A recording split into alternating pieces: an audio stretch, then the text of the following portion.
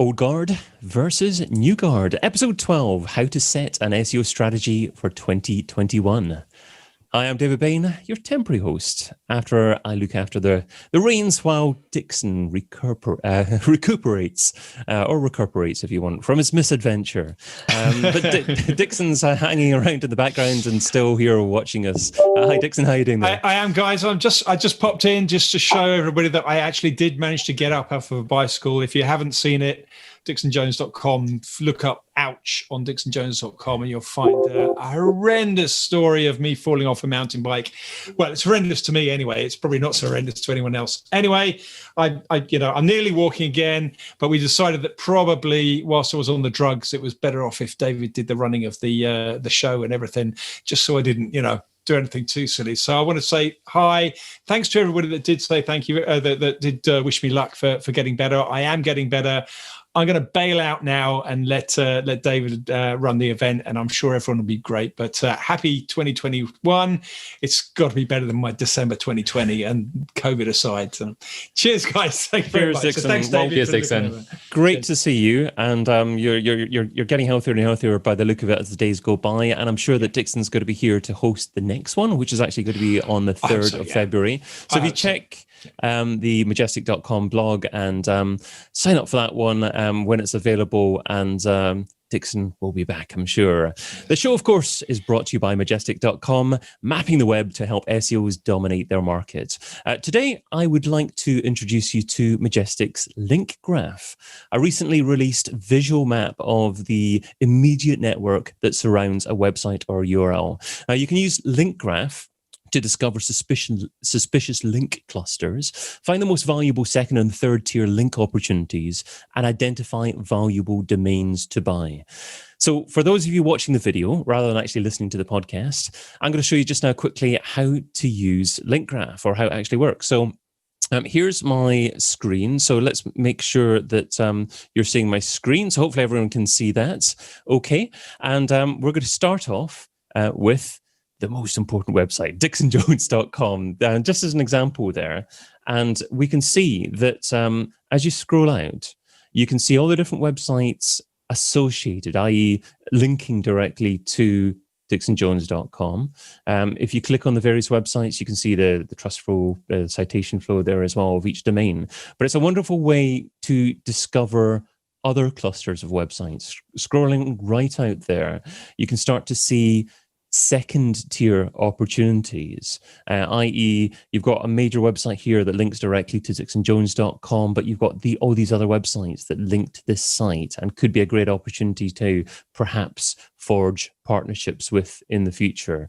Many other ways how to use this particular tool. It's also a brilliant tool to actually check out your competitors' domains to see which of their links are potentially of value to you and your business. So to find out more, check it out at Majestic.com.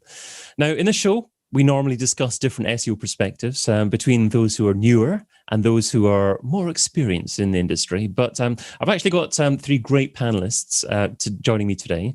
And because all of them have roughly 10 years of experience each, instead of doing some of them newer guard, some of them older guard, we're going to do things slightly differently. And today's old guard is what used to work from an SEO planning perspective years ago versus what's more effective today. If you're watching us live, make sure you share your thoughts and questions, and we'll try and incorporate what you're discussing too as part of today's discussion. But I would like to introduce you to the 3 great guests that we have today. So first up, a lady who's originally from Germany. She's a super efficient and logical lady, although she's been softened by years of British politeness and queuing. Welcome to the head of search at Base Creative, Anna Corbett. Hi, everyone. Hello, Anna. Thanks for having me. Great to have you on board. So next up is a lady who's completely in love with teapots and tea sets. She has an MSc in psychological research and is the head of SEO and PR at FloristPro. Welcome, Maria Amelie White. Hi, thank you for having me, and apologies for the microphone again. So, yeah.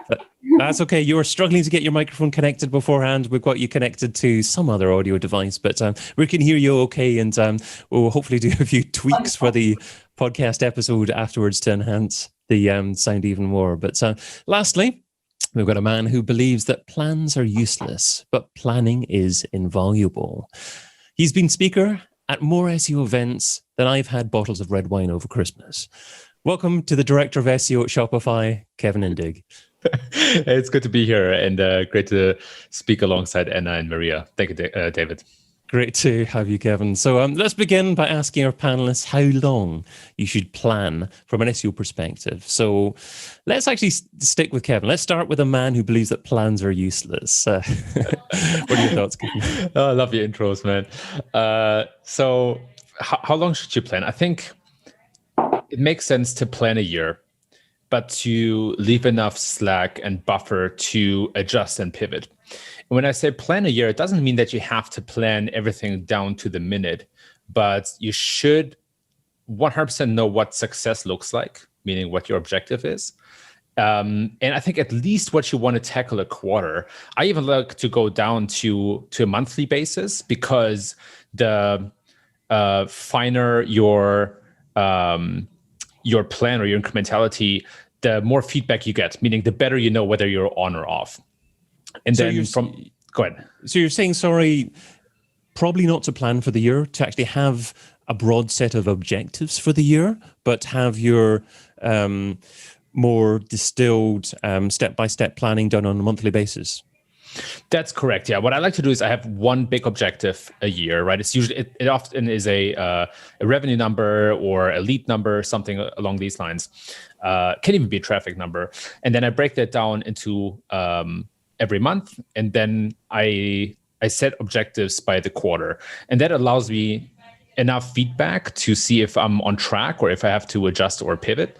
But at the same time, it allows enough flexibility, because as we all know, SEO takes a while. And if you want to plan it down to the day or to the week, you get into this weird limbo where you ship something, but then you need to wait for a couple of weeks or sometimes months until you see the effect. So this kind of combination allows me enough, kind of grip on the roadmap, but at the same time, flexibility to let things simmer. Great. Okay, so we'll come back to you in a second just to find out what objectives you tend to set on an annual basis. But let's go to the other panelists. Anna, do you tend to mirror what Kevin does there, and that you'd actually only have a very broad set of objectives for a year out? Yeah, I mean, yes and no. I think that I also tend to work on a yearly perspective. So we kind of plan a strategy for the year for each client, but then that's and the strategy is really closely based on the goals that they want to achieve, the business goals, rather than ranking goals or anything fancy like that. I don't do that. So it's basically, what do you want to achieve as a business, and then we kind of backtrack on our goals that we want to set from a metrics perspective.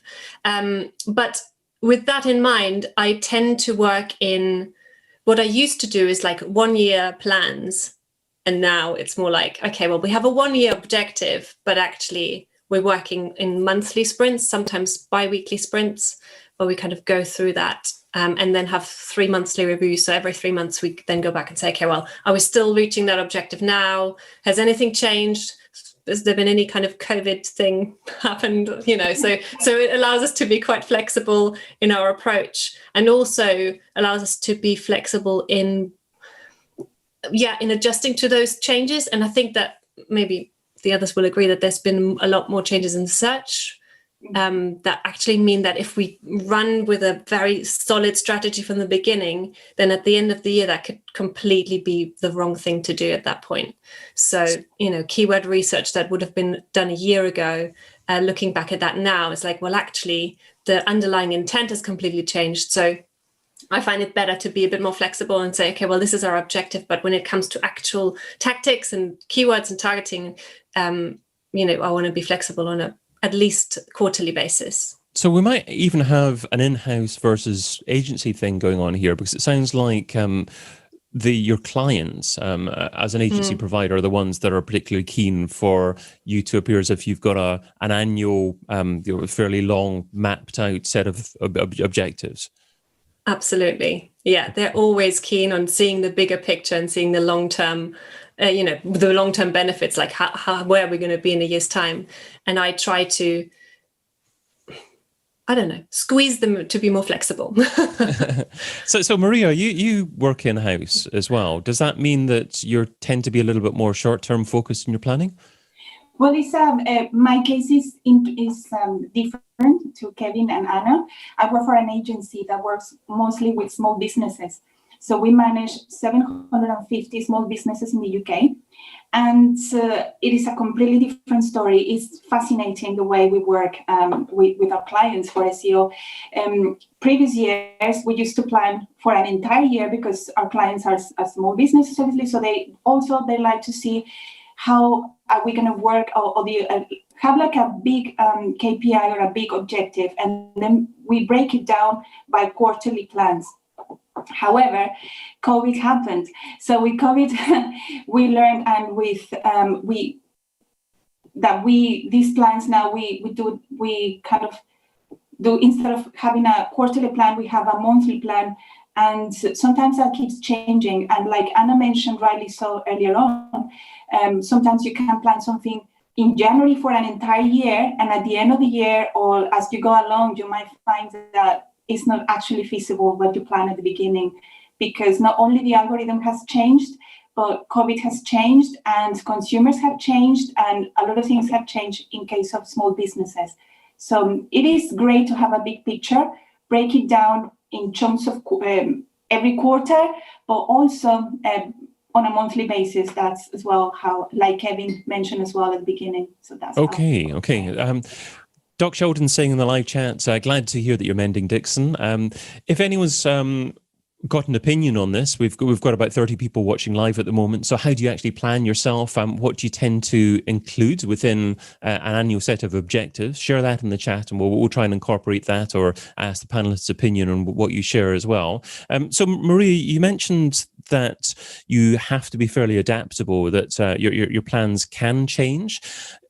Because of COVID or perhaps other reasons, is that driven generally by your clients, or is it you as an agency that decides actually these objectives aren't quite right and tries to actually get there before your client and advise your client to actually change the objectives that you're working towards? No, it is all clients. We have to consider the crisis, obviously, the clients, how the consumer reacts, and how everything is moved. And you have to literally, this year it was very interesting because we have to improvise, or not improvise, but like literally have meetings around 8 or 9 p.m. at night just to plan how we were going to cope with the crisis, because it was a more like a reactive response from clients and customers. When the first lockdown happened, it was customers that you had, the majority of our clients are florists. 80% of our clients are florists. So they were forced to close down, obviously. A good chunk of those clients that we had were not technology SEO savvy. So the first thing they thought, I have to close down my shop, therefore I'm not going to have sales, so therefore I'm going to have to close down the website. And it was kind of like an overreaction, and but possibly the plans we had of working with influencers, for example, with pieces of content that we had planned for local newspapers or local charities and events, everything come down, and we had to prioritize other things, such as how we're going to move from a physical store to an online store, how we focus all of our strategy. Suddenly it had to change from content, influencer, PR focus into a more like a user experience focus, into more like integrating other stuff, how to increase sales, improve US experience, prioritize mobile experience for our clients. And we had to, for example, if we had, let's say, for a good chunk of our clients, we had events with charities or with local hospitals, or pieces, PR pieces for to increase local awareness, and for some of our clients, suddenly we had to close all that down. And what we did was to look at things such as still working with influencers, but now we had to look at things such as email subscriptions, for example, how to adapt Zoom classes such as floristry classes, coupons, discount codes, flash sales. And we had to look at that, as well as exploring other things that were very successful, strangely, such as TikTok, for instance, to drive traffic. And it was a point of actually driving traffic and kind of pushing sales that we had to do. We had to come up with plans, like improvise and sit down and plan over. I remember, I'm not going to forget, it was during March, around the 22nd of March, which I also had COVID as well at the time. There were meetings where it was like started meetings around 5 p.m. and finished around midnight, because we had, first of all, to cope with all of the wave of calls we had from clients panicking about what they're going to do now that they close their business. And some of them wanted to close their websites. And it was an interesting exercise. And from that, I take that, I learned that planning for a whole year is great, having a vision, having a big objective, but breaking down in chunks and be ready to improvise. That's what I learned. Wow. Yeah. I mean, it must be tough if you're working in an environment where you have hundreds or even thousands of different clients that use a platform, because then you have to firefight and deal with every client almost individually, but then actually try and build a system that works for all your clients. But you haven't encountered this before, so you're just trying to discover things in a live scenario as you're actually dealing with these client challenges. So I appreciate all the fires that you come through yourself. We've got a question come in from an attendee saying, how do you plan for a new blog? I'm going to ask Kevin, I'm going to ask you that question just in a minute. So have a think about that one. If you as a business are planning on launching a blog, a new part of your website this year, how do you go about doing that? But first of all, let's go to Anna. And Anna, we've talked in broad terms about the fact that you try not to set too many objectives or plan too much too far in advance. But what are one or two objectives that you will tend to try to incorporate into a year-long vision that you share with a client? Mm-hmm. It kind of depends. So it's based on it's based on a client basis, because what I tend to work with is business goals. So rather than setting objectives of ranking or content production or link building, we work on a business goal for the year, and then a business goal for the next 3 years and the next 5 years. So we have the long kind of term in mind, and then we work back and saying, well, okay, looking at this business goal, most of the time it's generating new leads or generating new sales, as class, obviously.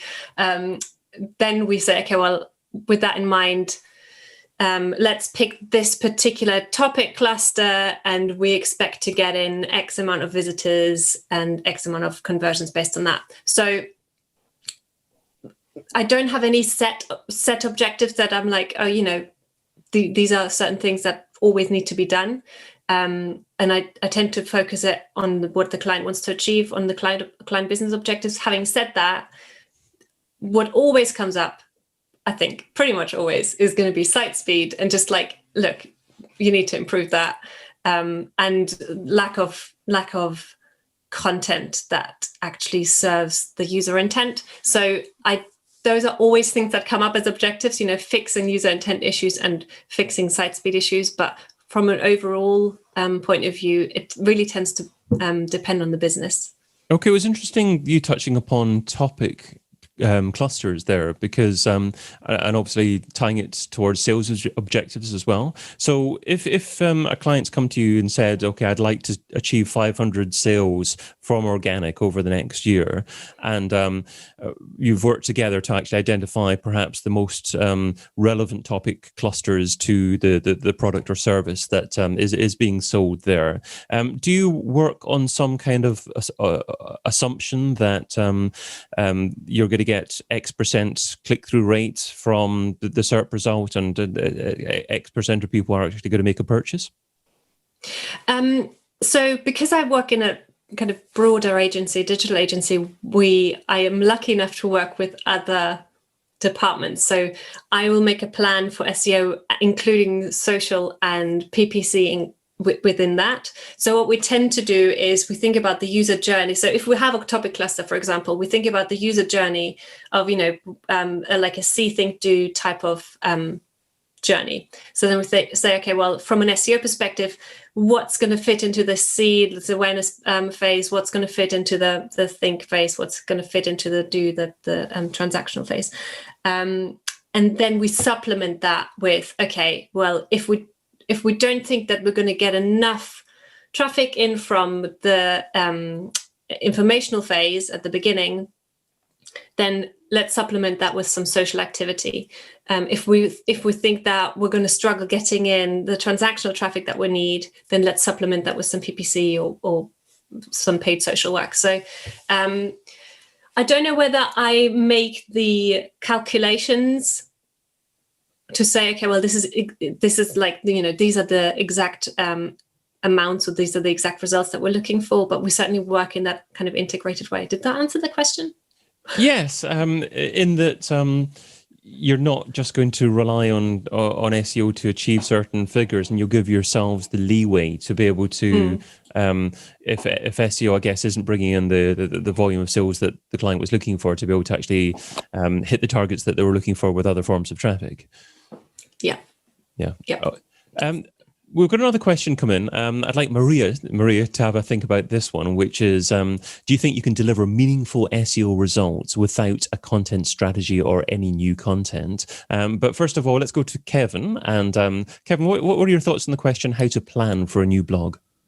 Yeah, I think it's a really good question. I've done that many times in my career, actually 2 before, and we were able to build that blog up to 1 million visitors. And then now at Shopify, we have quite a lot of blogs. And so if I were to run that question through the typical strategy framework that I use, it all starts with what success looks like, right? What is the objective, or better said, what is the goal of the blog? Are you trying to drive a lot of traffic? And if so, what for? Is it for leads? Is it for brand awareness? Is it for revenue?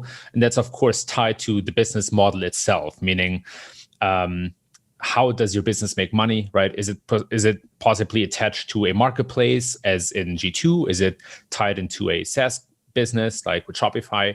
So there's a lot of context that decides what the goal is, but you need to have a goal in mind. The next step is to think about the constraints or limitation of the business.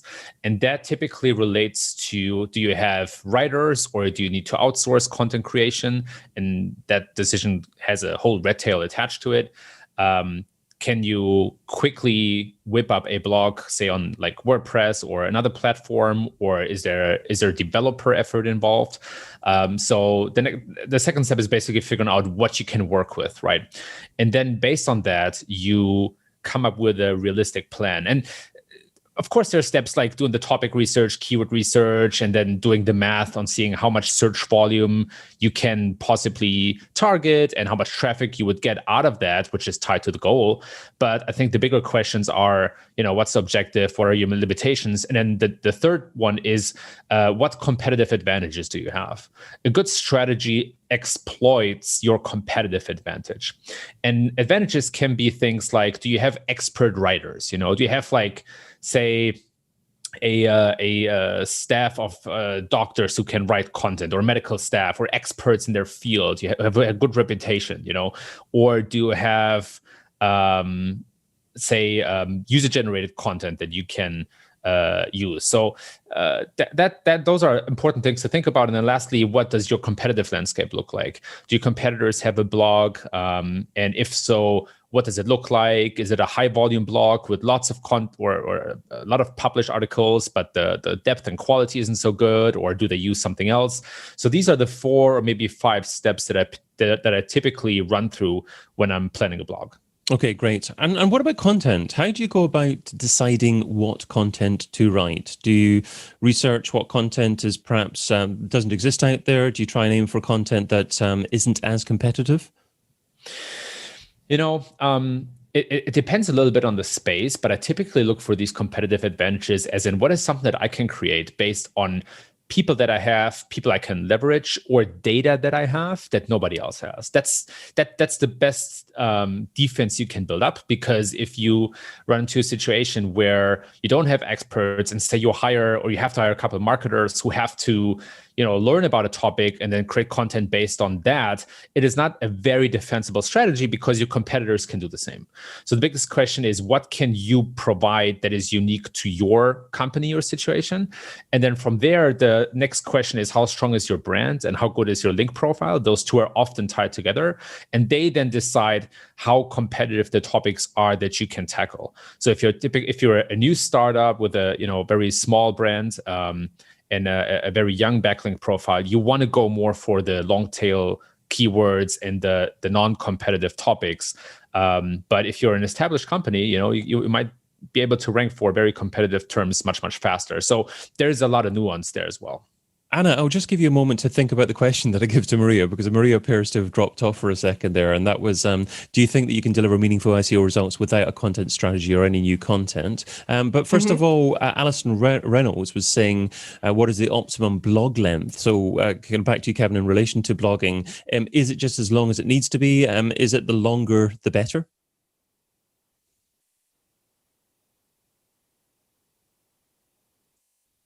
Sorry, Kevin, that was for you. I'm not sure if you've muted yourself. Sorry, that dropped off a little bit. I was hoping it was for Anna, my bad. Okay. Can you please repeat the last second? Yeah, sure. It was just in relation to blog length. So I came back to you because obviously we were talking about blogging. There was a question from Alison Reynolds saying, what is the optimum blog length? And I was just saying, well, is it as long as it needs to be, or is longer the better? Yeah, that's a fantastic question, because I think that changed a little bit, right? I think that there used to be a time when longer was better as long as the quality kept steady and you don't have to fluff it up. But now what I learned is that as long as you can satisfy the user intent and can satisfy the best, length is not that important anymore. So what that means is that you can outrank a piece of content with half of the content that piece has, as long as you have a superior answer, right? And then for very simple answers, obviously that's a completely different situation, but you also don't want to go for very simple answers, because that's where Google typically grabs a lot of market share. But for more complex answers, if you can give a better answer, your content doesn't even have to be longer. It just has to be better. Great. Okay. Rands is also saying, can we get recording of this video? Yes, you can. It'll be published on the Majestic blog. So just go to majestic.com. It should be published in the next couple of days on there. Anna, let's go back to you with that first question. And then I see Maria's come back on. So we'll get Maria's opinion on it as well. So Anna, do you think that you can deliver meaningful SEO results without any significant content strategy? So if your website content is already valuable to the user, if you've already got a good set that's works well, that answers the user intent, then absolutely, there might be something technical that's holding you back. There might just be some outreach, some link building that you can do to make it more visible, or even just some social activity to make it more visible and kind of build links that way around. So absolutely you can, but you have to have the content to make that possible. So if your website is kind of a bit blotchy, or is lacking really valuable content, then you're not going to get very far. But if you do have it, then great. Absolutely, you can have meaningful results without creating new stuff. Great stuff. Maria, welcome back there. You were dropped off for a second there. So what are your thoughts on that particular question? Do you see many of your clients getting much SEO success without having significant volumes of content on their websites? No. In case of small clients, you can get away with not having a strict content strategy for a larger client. I don't know. However, with smaller clients, clients that have maybe less pages, significantly less pages than a larger site, we have done many experiments, and clients that have less content in their landing pages or content to offer place elsewhere to get links is more challenging to get more success, because obviously the competitors, what they want is just to increase visibility for certain keywords or locations, or topics or of services, products, whatever. So the competitors are like fierce. So you have to have either content on your site that is going to be useful for your customers. And if you just launch a website with no content and just your products, like we have done in many tests, or just a few lines here and there, it's just definitely it's not going to work. Okay, great stuff. It doesn't work. Maria, we'll stay with you for the next question from Neil. Neil was saying, when planning a blog, how do you target content opportunities that are important to local searcher intent?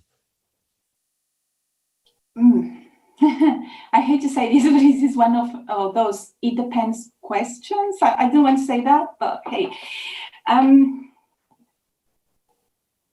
Well, so you have a few florists as clients, yes. And you've got someone that's, say, based in London or so. Is there any particular type of content that they could publish on their website that would make them more appealing to local people? It depends again on the type of the client, the location, what they offer. Because even though that they are florists, some florists are, for example, focused on funeral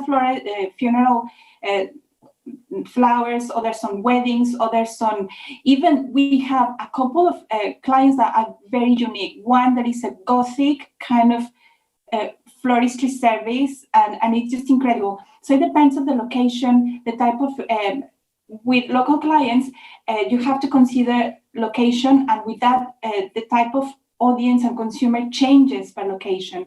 So for example, clients that are based in Covent Garden, probably the customers are going to be different, and the offerings, the blog that you might write for that kind of audience might be different than someone perhaps who is in a small village in Leeds. So it depends. So for example, for some clients that offer also some floristry lessons via Zoom, we create content around how to create pieces on content that is going to kind of push the client to be more curious about the lessons, and things that are going to push the client towards either staying more with us. With florists, again, is very, very simple, and I love that because you can get so many content. You can mix psychology, emotions, crafts, a lot of things with flowers and with smaller clients. It depends. As I said, depends on the audience, location, and as I said, I found it a lot easier and simpler with the smaller clients than perhaps a larger one. So if a business was perhaps struggling to be seen locally, would be one of the first things you do ensure that they had a decent Google local listing? If some client is struggling to be visible locally, perhaps the first thing where I would start working would be Google My Business. Yeah. Google My Business is a priority. So in Google My Business, you have the option to create smaller posts. We can use a lot of things with Google My Business, post, add products, and for everything you do, it is crucial to add UTM tagging.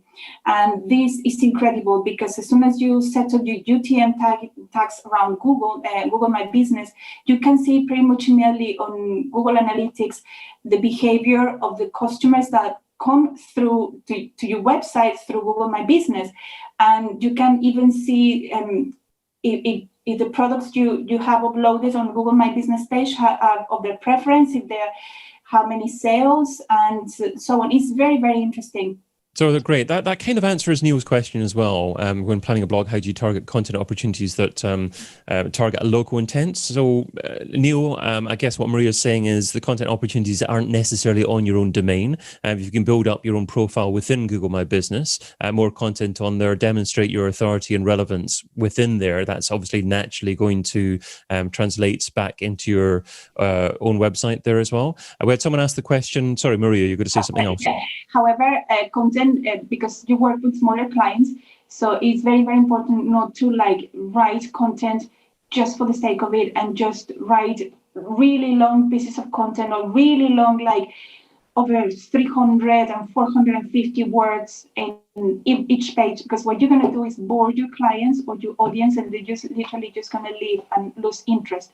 So it has to be something that is relevant for them, easy to read, easy to follow, and because it's just with small clients, like if you are having a cup of tea with someone, having a chat, having a conversation, kind of posting, depending on the tone of your client. If it's a small business, that's kind of the tone you use. So, yeah.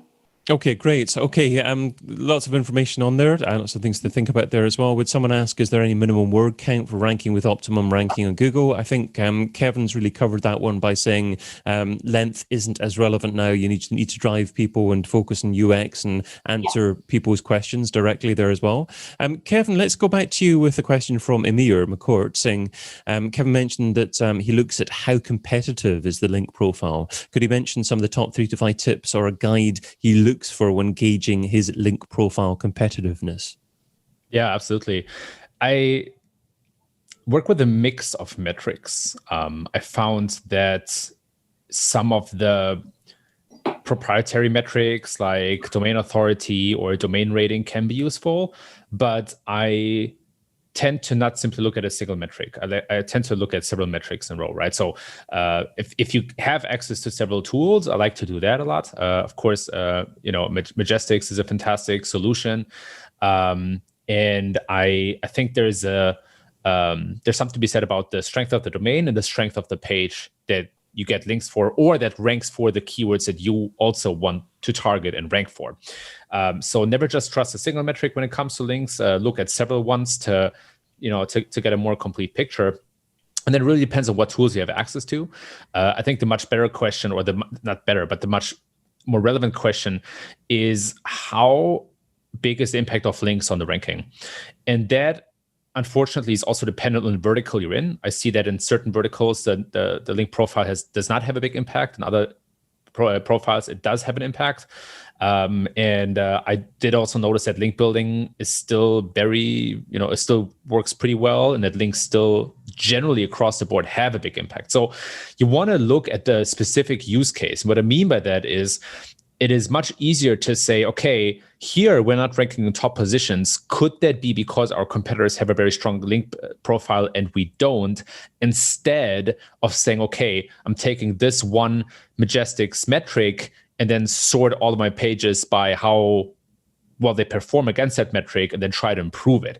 Again, metrics are helpful, numbers are helpful, Majestic is a fantastic tool, but you want to tackle the problem from the other side, where you first look at, could links be a problem, and then evaluate your link profile against your competitors. And that's where I love Majestic, because it has a topical, a topic-related backlink metric, and that can be the most efficient one when it comes to assessing certain verticals. So I hope that was concise enough to give you an answer to this. Great stuff. And I'm also going to come back to you with a question from Rans, which is probably just positioned for you, Kevin, which is, what's a good starting strategy to market a Shopify site that sells products without high interest, like placemats for a table? I'll let you think about that one. But in the meantime, Anna, have you worked with price comparison sites before? Because Mustafa is asking about price comparison sites and about which types of pages on those sites are best to try and optimize and drive traffic to. He mentions category pages, not being able to drive much traffic to them.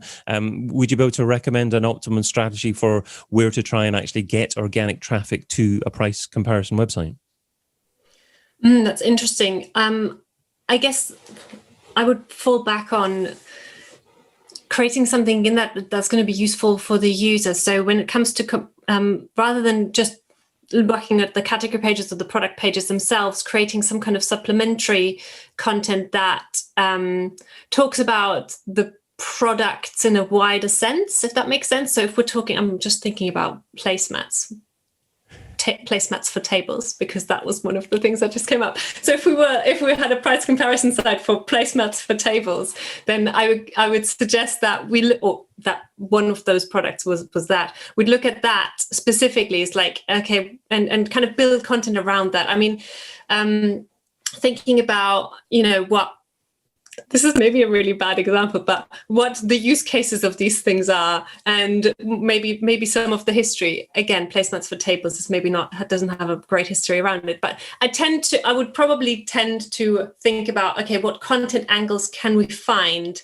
that could create like a page that can then link out to the individual products, and as well as category pages, but kind of focuses on the wider topic, on the wider comparison rather than the individual comparison. Does that make any sense? So you talked about category pages in the same breath as talking about product pages. So in other words, you would attempt to link to both the product page and the category page at the same time. Mm-hmm.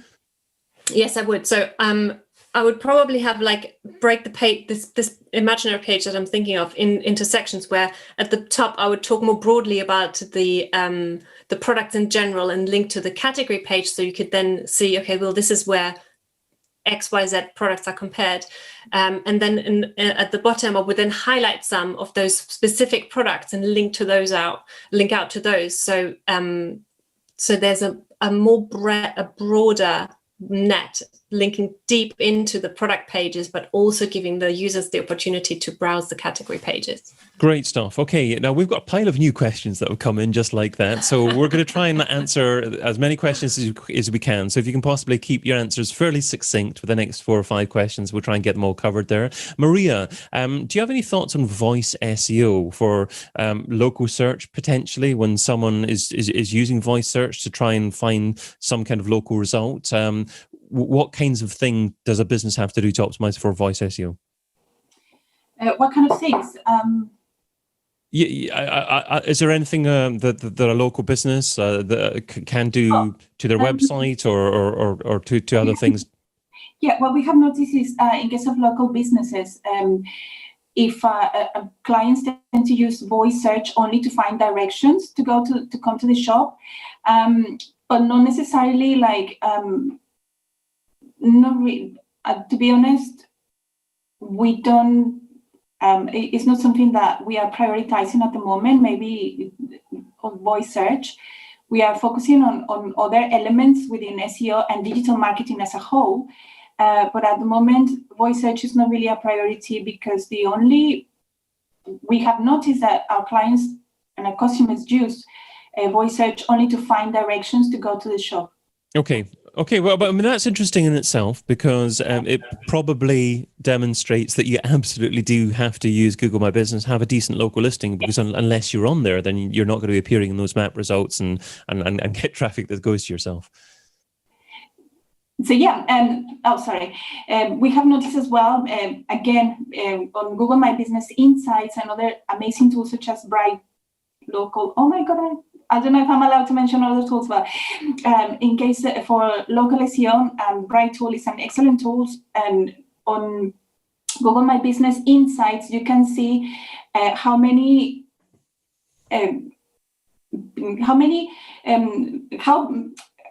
requests are from your customers for directions, for several things within Google My Business to get to your shop.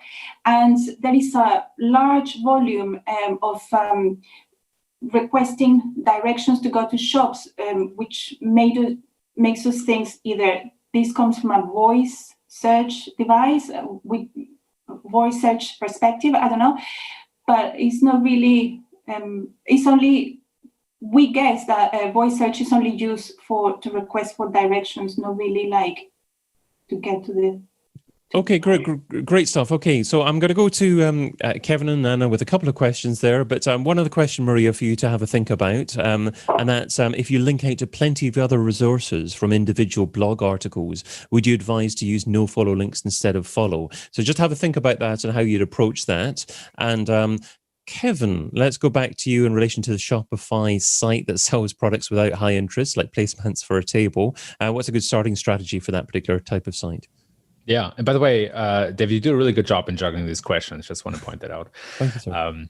So to answer the actual question, it really depends on your audience, on who you try to reach. The more of I want to say commodity a product is, the harder it becomes, because you compete with very convenient marketplaces like Amazon, or you actually compete against price. So the first question is, who should buy your product? Where are those people? Are they on social media? Are they, looking on search engines? You mentioned, Rance, that there's low interest, which to me somewhat implies that there might be low search volume for these keywords. Correct me if I'm wrong. And then number 3 is, how can you stick out, or how can your product stick out? Meaning, how is it different from all the other alternatives that people could get?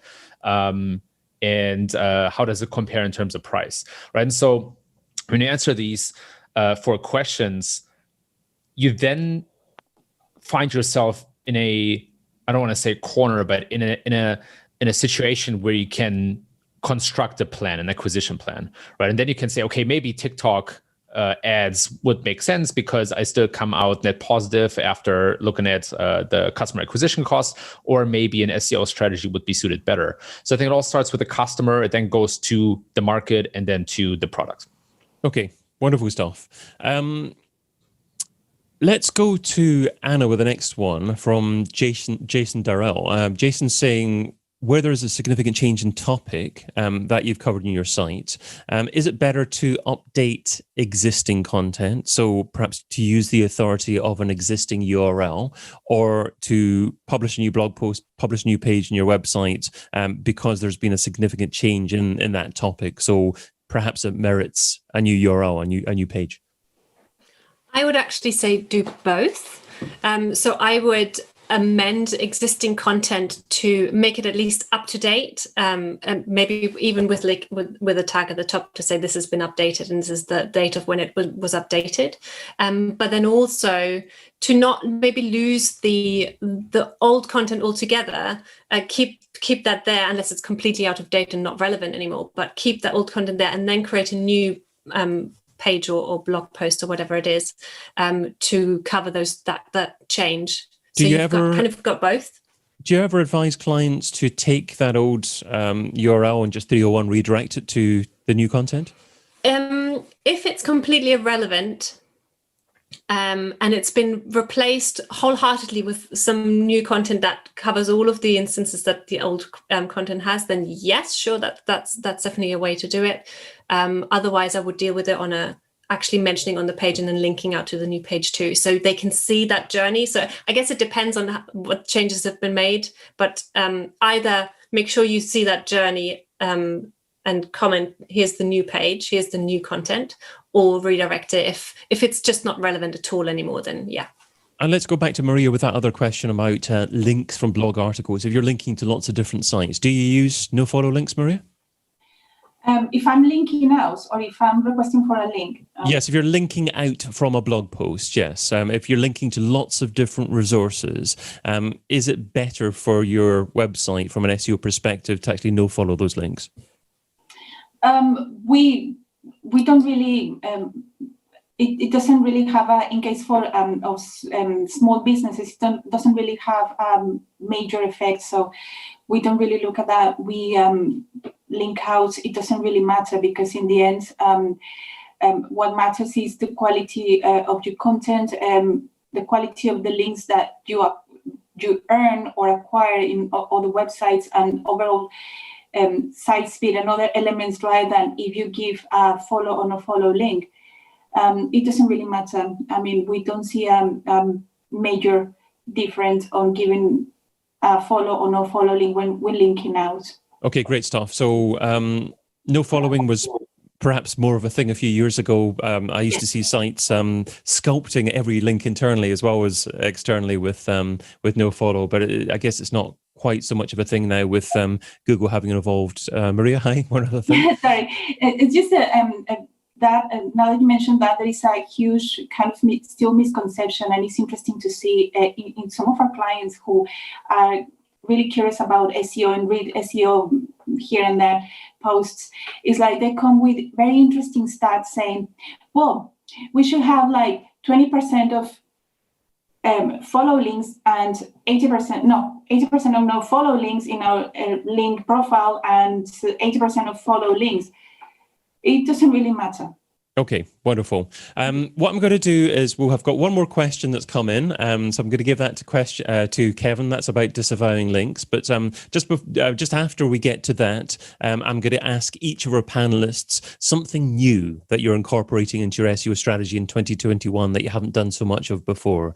So you can perhaps share that just in a moment there. But Kevin, Emma McCourt is saying, I'm dealing with thousands of spammy blog post links. How critical is it to disavow these links? Why do people build these? Is it purely malicious intent? So disavowing, Kevin, is it an important thing to be doing now? I would make the decision based on how strong your link profile is. If you have 1 million good links and then 100,000 bad ones, probably not the worst problem. If you have 10 good links and 1,000 bad ones, I would definitely disavow these. So I think that in your case, without knowing the context, I would say generally yes, I would probably err on the safe side and disavow these links. I've also seen a couple of case studies recently popping up where people have disavowed low quality links and they saw an uptick in traffic. Is that the end all be all answer? Probably not, but I would side on the with caution here. Okay, great. So not the most important thing to be doing just now. If your website's perfect, your content strategy is perfect, your links are wonderful, then maybe you can focus in on that. Yeah. So let's get our panelists' thoughts on that final question, which is what's something new that you're incorporating into your SEO strategy in 2021 that you haven't done that so much of before? Anna, would you like to take that one initially? Sure. I think that maybe it's maybe I'm cheating, but I think this year is going to be a very interesting one, and I think we've got a lot of changes coming up. Well, just alone with COVID, user behavior changes. So I will encourage my clients to think broader and think, well, how will their business survive this? How will their business pivot now that users will eventually, I assume this year, return to stores? There'll be more local intent again. It hasn't been so much recently. So I'll really encourage them to think about the Google My Business profile and think about how are they going to take advantage of that new found again enthusiastic local traffic, and think bigger, think a bigger picture. How will their SEO strategy fit in with all of the other channels? Because I think that a lot of businesses are really struggling or have been really struggling. And that's the imperative thing, is like how can we make these businesses work, how we can make them flourish. And if SEO is the answer, then that's really great. But I think it's just about where you're going to get that exposure, and think broader. Search features, any kind of exposure in search, whether that's Google My Business, images, videos, and just thinking in search, but then also take a view at the other channels that you have at your disposal. Great stuff. When you were saying Google My Business, I saw Maria nodding her head there thinking, you've stolen my idea. No. Maria, what are your thoughts on what you're doing in 2021 versus previous years? Previous years, it was amazing. It was kind of, for me, it was easier because it was just focusing on a year plan that you would break into chunks, and you would focus on your technical elements and your content. You work with outreach, and it was just all like kind of pretty settled. But now we need to be ready for changes, like Anna mentioned. And I made a list of little things that aside from the old things that I would focus on, which technical links, UX, all of that, I'm integrating also into user experience, prioritizing like better payment flows on our websites, reduce payment complexity, making more payment options for customers, adapting to the, perhaps it's not SEO anymore, which someone said to me, that's not SEO, but we have to integrate it with small businesses, and is focused on integrating things like subscriptions, discount codes, little things to push sales a little bit more, and integrating as well paid media campaigns. That was a must during 2020, especially Google Ads, Facebook, Instagram. And the new thing, we had to, it was very interesting. We had to sit down and explore and experience it. And that was TikTok. So we integrated TikTok for some of our local clients. And perhaps it was the funnest thing I've done this year. for some of our clients, and it worked really, really well for some. It's not for everyone, but it worked for some. But that's elements that I'm going to focus on apart from SEO, but on SEO related, it would be, in our case, image optimization, geotagging images. That's amazing. Keep